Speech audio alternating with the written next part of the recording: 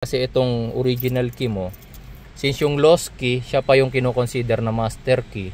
Tapos ito is my key lang. Admin key ang tawag sa kanawala.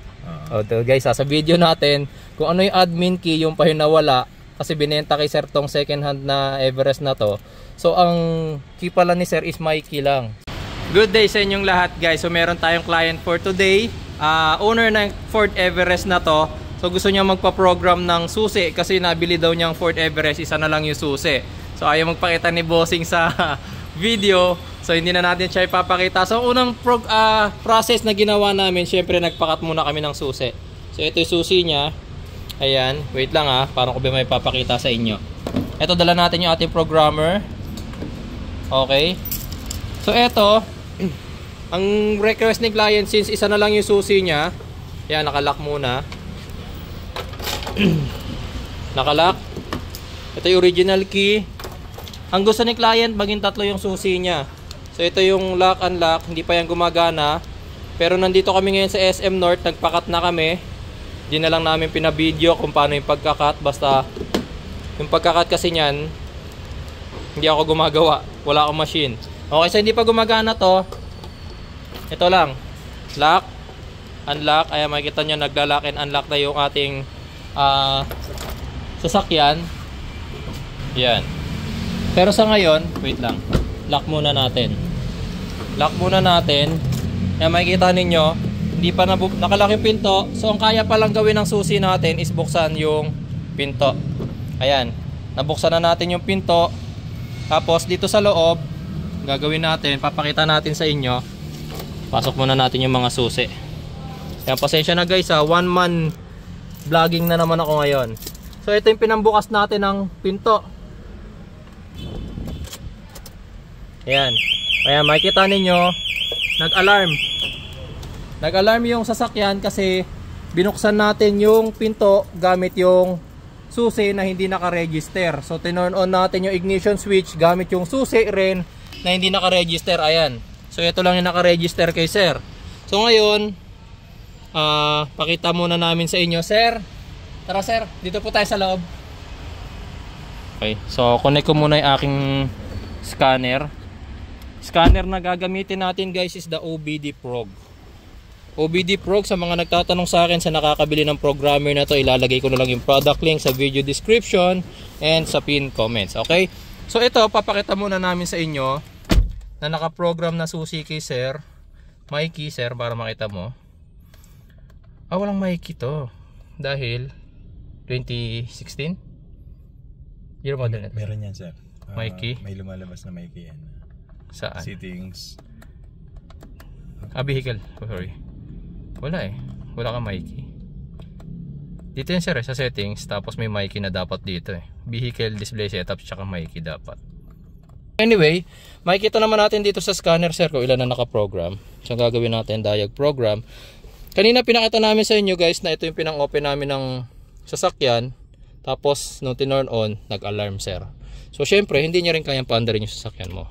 Ayan sir Kahit turn on natin, hindi nag-i-start yung sasakyan mo. Tanging ang makapagpa-start sa'yo, ito, yung original key mo. Okay?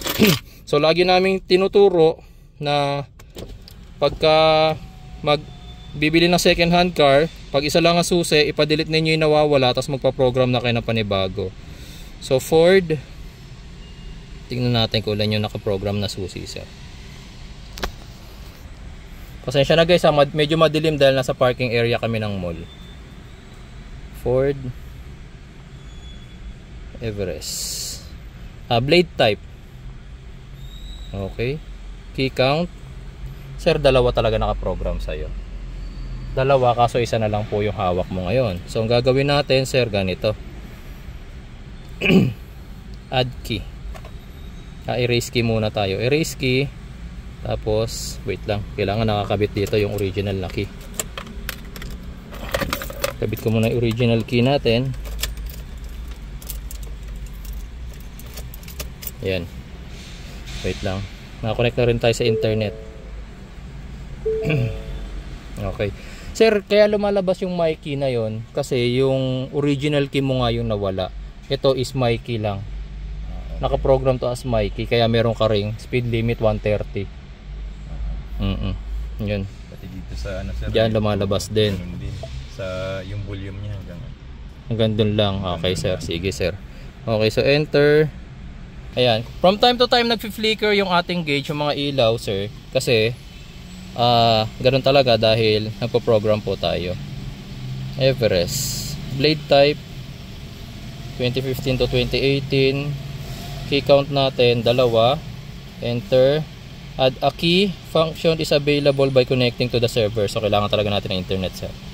Enter. Connecting to the server. Enter. Original key, use the original key daw. So yun yung original key ni sir nakakabit. Enter. Yan, from time to time sir nagfi-flicker po talaga na yun.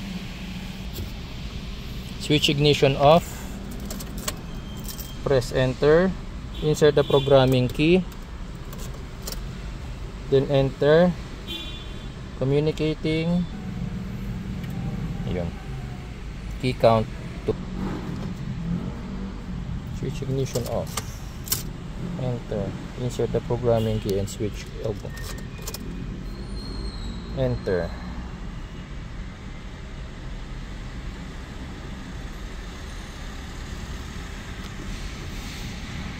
Yun, mag-confirm.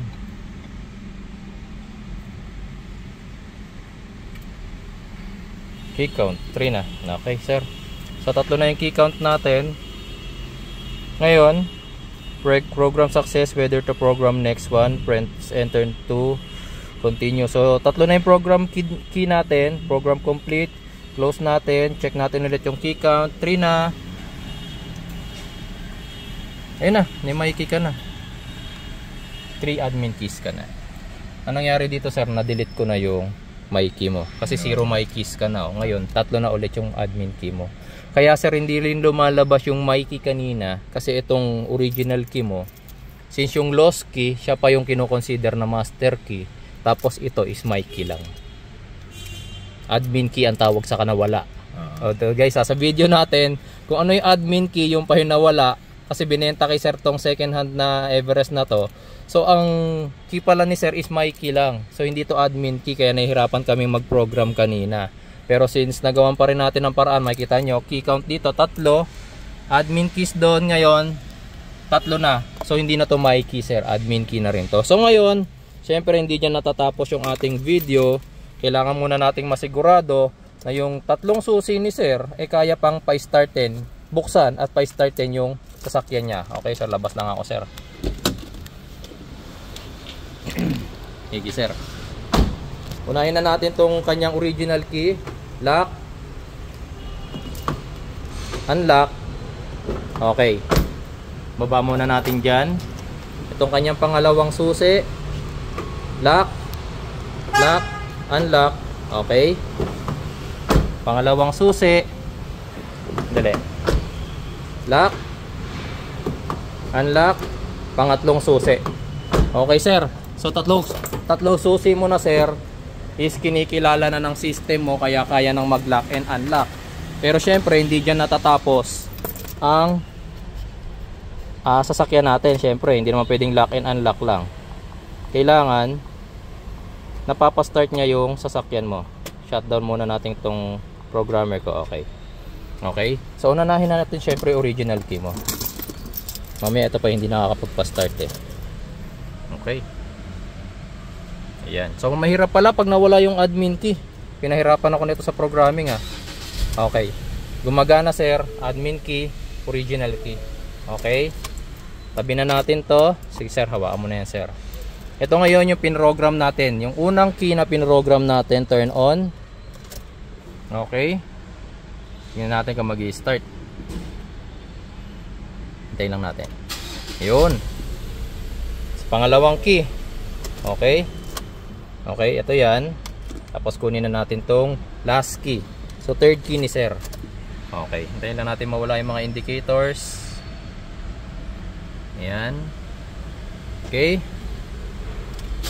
Okay. Gumagana sir, 3 susi. So ibig sabihin sir, since 3 susi na yung kinikilala nung Everest mo, yung isang nawawala, hindi na niya kayang pa-startin tong sasakyan mo. Safe ka na doon. Okay? So ganun lang guys, pag nakabili kayo ng second hand car at isa lang ang susi, yung nawawalang susi na yun guys, kaya pang paandarin yung sasakyan ninyo. So syempre nakakatakot pag may ibang tao na may hawak ng susi ninyo. Kaya si sir, since isa na lang, napaprogram siya sa atin ngayon ng dalawa. So payo ko si sir, ang gamitin mo ng gamitin, ito naman yung replacement key natin, kasi yung pagkakat tsaka yung chip nito original kasi to. So ito i-safe keep mo lang, ito na lang, di baling mawala yan, paprogram ka ulit na lang, ganun. Okay, so maraming salamat guys sa inyong panonood. Sa mga magpapaprogram pa po ng susi ng inyong sasakyan, kontakin nyo lang po ako sa cellphone number nakikita nyo po dyan sa inyong screen. Salamat po.